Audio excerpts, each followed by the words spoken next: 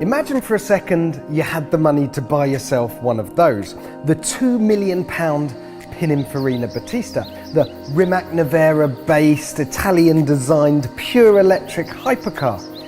What would that be like? Well, today we're going to engage our imaginations and find out.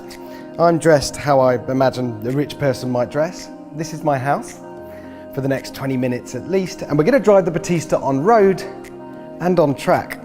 Come on, let's go. Oh, forgot my phone.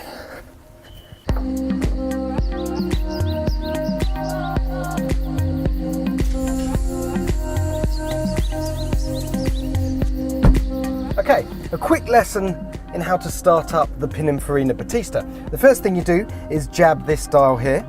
That fires up the whole system. This screen over here gives you information on what you get in the various modes, how much power it gives you. If you also go into the settings here, this is how you adjust your steering wheel. It's also how you adjust your seat. And this screen over here, this gives you your audio settings, your sat nav, but most importantly on a day like this, your aircon. And that's about it. Spin this dial to D, and we're off.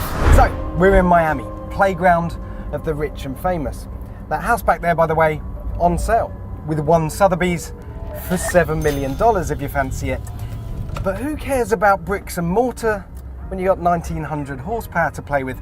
And actually, let's start there with the numbers. Let's get them out the way early doors because they're unavoidably impressive. I have at my disposal 1900 horsepower, 4 electric motors, one for each wheel, and a T-shaped 120 kilowatt hour battery running behind the seats and down the spine of the car. 0 to 60 miles an hour takes sub 2 seconds, 0 to 186 miles an hour takes less than 12. And total range is around 300 miles if I drive like a retiree. It can also charge from 0 to 80% in 40 minutes if we can find a point that's powerful enough. Charging, if you buy a Battista, won't cost a thing, by the way. You're given a card that lets you access any public charging point for free. Nice touch. You should recoup your 2 million in, several thousand years. So it's fast.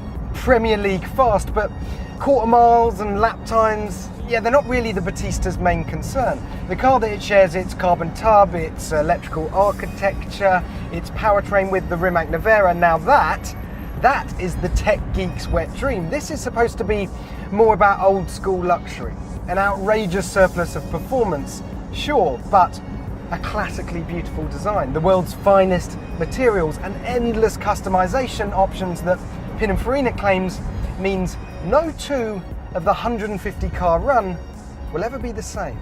It might be electric, but the Battista still makes noise, pumping it out through 2 external speakers and the internal 12-speaker sound system. And get this, the sound increases in increments of 54 hertz because that's a multiple of 432 hertz, which is considered to be the purest sound in the universe.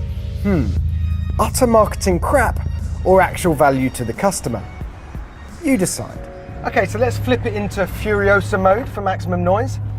And it sounds good, it sounds interesting. It's like the car's breathing or throbbing. It's, if nothing else, a good conversation starter down the polo club later on. And the news from downtown Miami is this car is ridiculously easy to drive. If I were in something like, say, I don't know, a Carrera GT, a McLaren F1, they would have many finely honed mechanical components that I'd need to be managing in stop-start traffic like this. But not this. It's smooth and comfortable and quiet, especially if I dial it down to one of the lesser modes there. You can even drive this thing with one pedal without touching the brake and just using the regen to slow down in a hypercar. It is a wonderful way to travel, but a bit of a battle of willpower not to gun it at every opportunity because the performance is ever present. It looms like a devil on your shoulder. See what I mean? So, we've sampled the mansion, the low-speed manners and public roads. What this billionaire needs now, though, is exclusive use of a track. You know, to put my purchase through its paces. First though, quick charge and a coffee at somewhere called The Collection. Basically a massive dealership and supercar owners' paradise.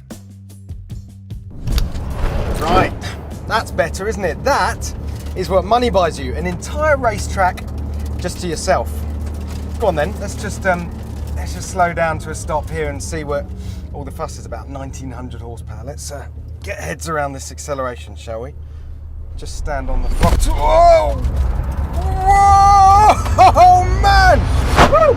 All the blood just went to the back of my body. That's ridiculous. That makes a Taycan look like a gee whiz. It is absolutely outrageous that a car that weighs over 2 tons, that doesn't have any marketing around it saying it's supposed to be good on track. It's supposed to be the more laid-back sibling to the Rimac Nevera, and yet it can do this on a track. You know that old adage, slow in, fast out?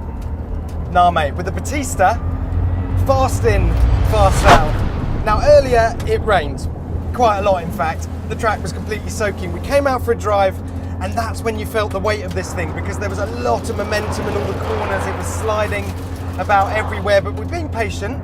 We've let the track dry out, and now you can feel what this car is all about, because it just grips, whoo, and absolutely rips. The steering is wonderfully hyperactive in that familiar Italian way, and the brakes, whoa, they're absolutely monstrous considering the amount of weight they got to haul off. Okay, so we're in the brilliantly named Furiosa mode. Now that gives you the full 1900 horsepower, means the torque vectoring is enabled. There are other modes available, Pura, Calma, Energica, and other Italian words that I can't really pronounce. But this is the one that matters, because that torque vectoring just makes such a big difference. Honestly, you can feel it shuffling all that power around, and it makes the car feel about 500 kilograms lighter. Now, the only thing that I can compare this experience to is driving the prototype of the Lotus Evija, but that was a completely passive car. There were literally no electronics switched on, no ABS, no traction control, definitely no torque vectoring. This has all the electronic trickery on your side, and it really does make all the difference. It's supposed to be a hyper GT, this thing, a GT. You shouldn't be able to do this. Now, clearly I've got one eye on not bringing my billionaire fantasy to a slightly crashy end, so I'm just going to dial it back for this section and gather my thoughts. And the best way I can